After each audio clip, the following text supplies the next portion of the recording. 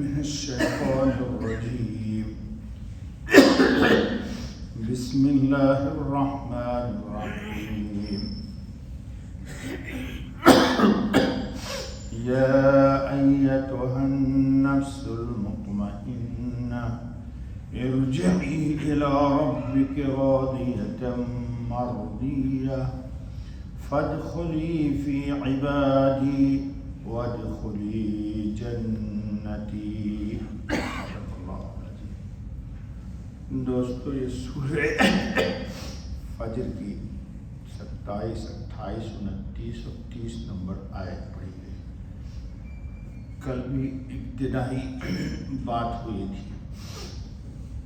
کہ نفس مطمئنہ وہ نفس کہ جس کو اللہ کے ذکر اور عبادت سے ہی چین آئے, سکون ملے. اللہ یہ نفس ہم سب کو موت سے پہلے عطا کر دے. بات آگے چلتی ہے.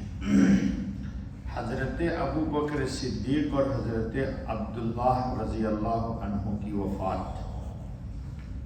حضرت شاہ ولی اللہ محدث دہلوی رحمۃ اللہ تعالی علیہ نے ازالۃ الخفا میں لکھا ہے کہ ایک مرتبہ کسی نے حضرت خاتم النبی محمد الرسول اللہ صلی اللہ علیہ وسلم کی مجلس میں یہ آیت یا ایتھا النفس المطمئنہ تلاوت کی, اور اس مجلس میں صدیق اکبر رضی اللہ تعالی عنہ بھی موجود تھے.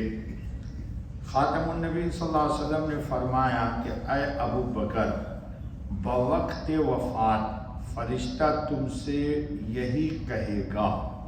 اللہ ہم لوگوں کو بھی اس میں شامل فرما لے گا. اور یا ایتھا النفس المطمئنہ کہہ کر تمہیں مخاطب کرے گا. تفسیر ابن کثیر میں ہے کہ سعید بن جبیر رضی اللہ عنہ روایت کرتے ہیں کہ حضرت عبداللہ ابن عباس رضی اللہ تعالی عنہما کی جب وفات ہوئی تو ان کے جنازہ کی تیاری کے بعد ان کی نعش میں, یعنی میت جو رکھی ہوئی تھی, اس میں ایک ایسا عجیب الخلقت پرندہ داخل ہوا کہ اس جیسا پرندہ پہلے کبھی دیکھنے میں نہیں آیا تھا, اور اس کے بعد کسی نے اس کو نکلتے ہوئے بھی نہیں دیکھا. جب جنازہ دفن کیا جانے لگا تو قبر کے ایک کنارے سے سنائی دے رہا ہے کہ کوئی یہ آیت تلاوت کر رہا ہے, یا ایتھا النفس المطمئنہ ارجعی الی ربک راضیۃ مرضیہ. جنت کی سب سے بڑی نعمت کیا ہے دوستو؟ جنت میں صرف یہی نہیں کہ ہر طرح کی راحتیں جمع ہیں اور دائمی ہیں, بلکہ سب سے بڑی بات یہ ہے کہ وہ اللہ تعالیٰ کی رضا کا مقام ہے. یعنی جنت میں جو چلا گیا اس کو یہ سب سے بڑی خوشی ہوگی کہ اللہ اس سے اب راضی ہو گیا, اللہ اس سے اب ناراض نہیں ہوگا. مومن کی موت.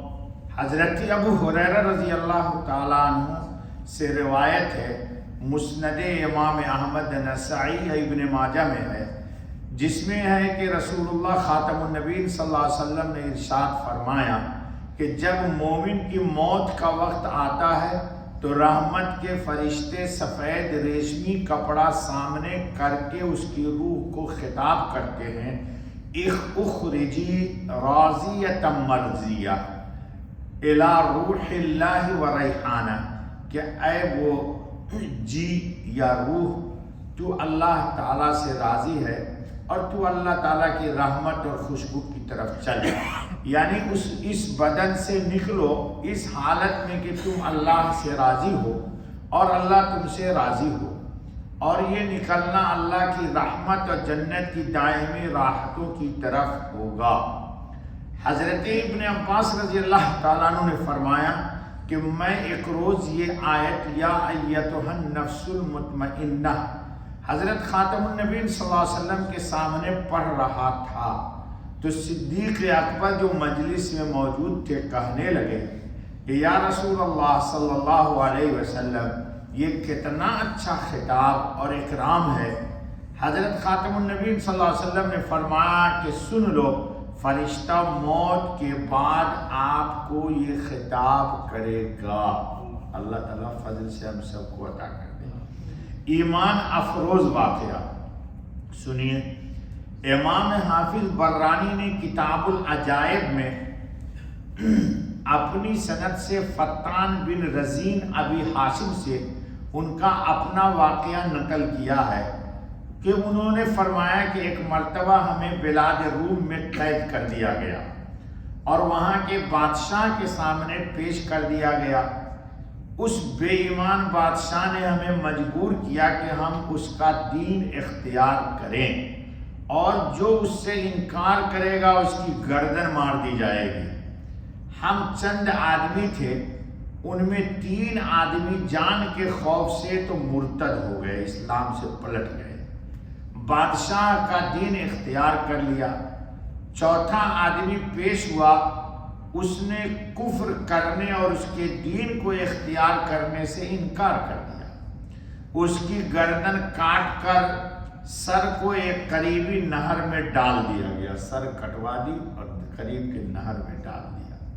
اس وقت وہ سر پانی کی تہ میں چلا گیا، اس کے بعد پانی کی سطح پر وہ سر ابھر کر آیا اور ان لوگوں کی طرف دیکھ کر ان کے نام لے کر آواز دی کہ اے فلانے، اے فلانے، اے فلانے، اور پھر کہا کہ اللہ تعالیٰ نے فرمایا ہے یا ایتھا النفس المطمئنہ ارجعی الی ربک راضیۃ مرضیہ فادخلی فی عبادی وادخلی جنتی۔ اس کے بعد پھر پانی میں غوطہ لگا دیا سر میں۔ یہ عجیب واقعہ سب حاضرین نے دیکھا اور سنا۔ وہاں کے نصارہ یہ دیکھ کر تقریباً سب مسلمان ہو گئے اور اس گمراہ حاکم کا تخت ہل گیا۔ یہ 3 آدمی جو مرتد ہو گئے تھے یہ سب پھر مسلمان ہو گئے، اور پھر خلیفہ ابو جعفر منصور نے ہم سب کو ان کی قید سے رہا کرایا۔ اطاعت کی راحت۔ النفس المطمئنہ وہ نفس جس کو اللہ کی یاد اور اطاعت سے ایسا سکون حاصل ہوتا ہے جیسا مچھلی کو پانی میں حاصل ہوتا ہے۔ ایسا سکون اسی وقت حاصل ہو سکتا ہے جب نفس کو امارہ بنانے والی رذیل صفات سے بالکل پاک کر دیا جائے۔ اللہ ہمیں پاک کر دے، اور اوصاف قبیحہ یعنی برے اوصاف رذائل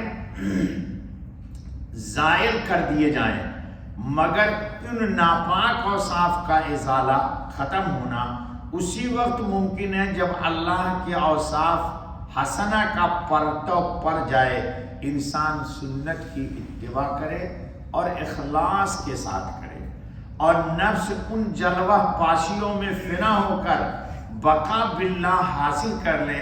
اس مرتبہ پر پہنچ کر ہی حقیقی ایمان حاصل ہوتا ہے۔ جس طرح کتا ناپاک ہے، اس کا کھانا حرام ہے، اس کی طہارت اور حلت کی صرف یہی صورت ہے کہ اس کو نمک میں ڈال دیا جائے اور نمک کے ساتھ وہ بھی نمک ہو جائے، اوصاف کتا کا فنا ہو جائے اور پورا کا پورا نمک میں تبدیل ہو جائے تو وہ نمک بھی پاک ہو جائے گا۔